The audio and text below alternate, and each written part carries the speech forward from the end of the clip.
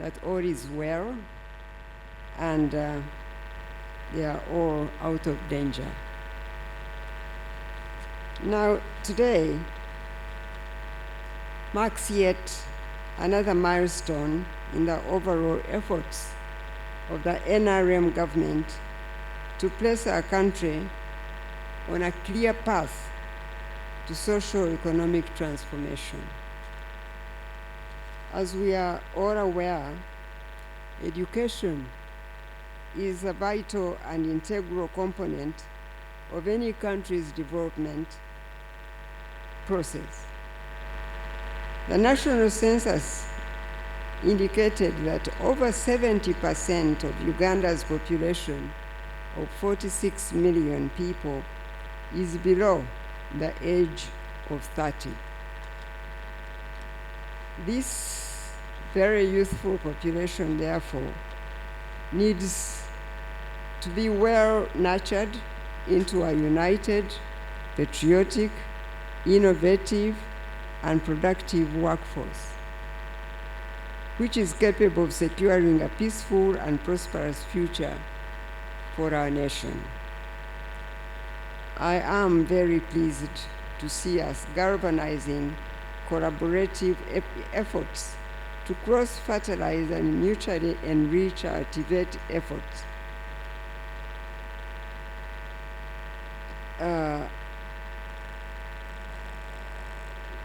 For transformation of our nation agenda and our digital agenda strategy, as well as demonstrated through this joint ceremony.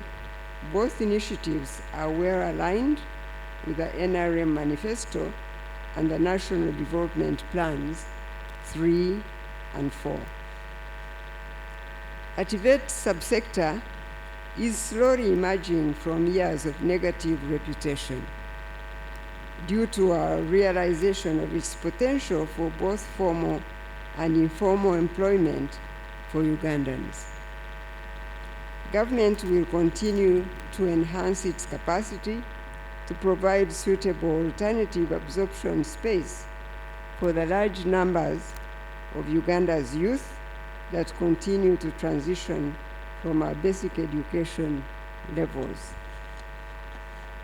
I therefore congratulate the successful contractors for the award of contracts for expansion of the 9 technical institutes and hope that we will get the very best quality of work from these contractors within the contracted time framework. I thank the Islamic Development Bank for consistently partnering with us at this sector to finance the expansion of different levels of TVET infrastructure and equipment over the years, as well as the ongoing construction of the new multi-level ministry headquarters being built at Kyambogo, as all of us know. We sincerely appreciate this great partnership and look forward to continued cooperation and partnership with you, Islamic Bank. Today, I'm also very happy to launch the digital agenda strategy for the education and sports sector. This strategy, as you have heard, is the result of extensive research and collaboration since 2020. I thank all those who are in partnership with us to ensure the sector has this strategy now to propel us into a future of greater innovation and equity for our children.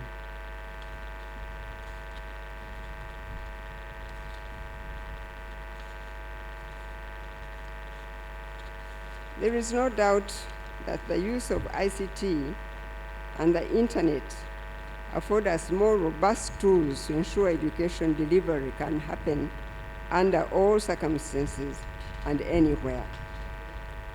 It is therefore gratifying to note that the sector has not merely observed the global technological advancements from the sidelines, but has moved swiftly to develop a framework and strategy to prepare us for the digital era. We are therefore hopeful that this will indeed lead to a transformation of our education delivery. I am happy also to note that working in close partnership with other government bodies, such as the Ministry of ICT and National Guidance, and the National Information Technology Authority, NITA-U, measures have been taken to ensure adequate cybersecurity. This is very important for me and for our country.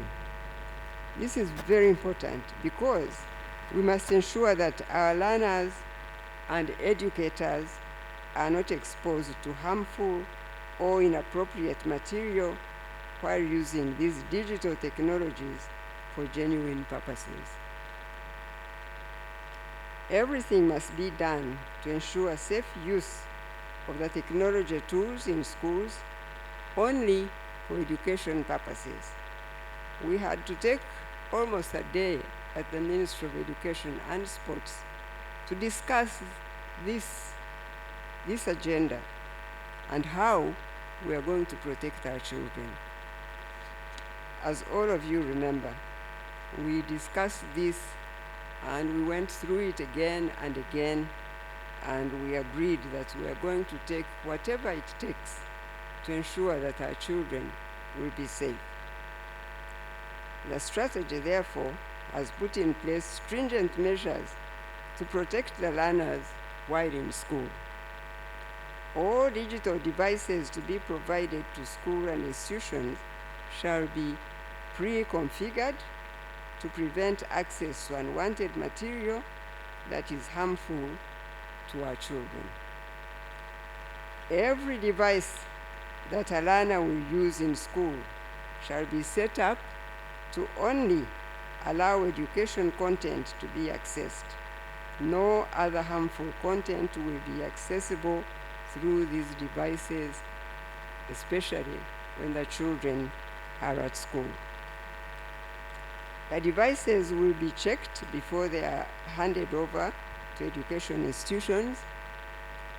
NITA, together with the IT team at the Ministry of Education and Sports, in conjunction with the Ministry of ICT, will ensure compliance to this. However, we know we have no control what happens to our learners while they are at home.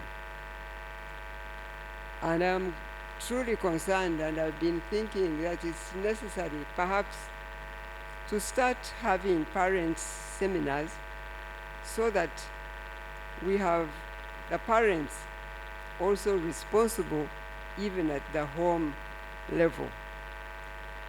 Because we can only be responsible for our children while at school, but at home, we don't have any way we can keep that responsibility. And we also know that there are parents who have no knowledge of what to do with these gadgets, but I'm beginning to think that it is necessary perhaps to consider having some parenting seminars to let the parents know that they truly have a responsibility to keep these gadgets away from children, especially at night. Some children take their computers or smartphones and keep them with them in their bedrooms, and you don't know what they access on those gadgets. And it is concerning to some of us that parents should take their responsibility. Therefore, to appeal to the nation, I use this opportunity today to appeal to the parents and guardians to regulate the use of ICT tools for the children while at home.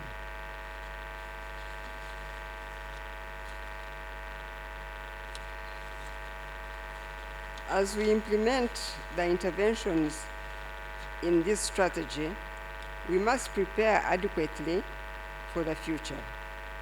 We all recall that in 2020, the world suddenly faced very unprecedented challenges due to COVID-19 pandemic, during which schools were closed and learners were forced to stay at home. This disruption had a profound impact on our learners, and the negative effects on our education and sports system are still being felt up to this day. The pandemic, however, underscored the urgent need for us to develop and apply comprehensive digital and remote learning solutions. As many countries have done before us, we must also begin to consider those. The digital agenda strategy, therefore, not only demonstrates our overall commitment to leveraging ICT and digital technologies to enhance our national education outcomes and service delivery, but also ensures that we are much better prepared to navigate the potential challenges of any future pandemic as a country. I extend my sincere appreciation now to our partners, UNICEF, UNESCO, for partnering with us to support the development of this digital agenda strategy. Please know that we value the work that all of you do with us in this sector, and we look forward to continued collaboration with you going forward.